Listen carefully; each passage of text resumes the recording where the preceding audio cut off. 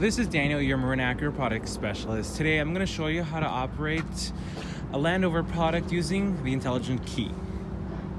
This optional feature allows you to access the vehicle without having to reach for your key in your pocket.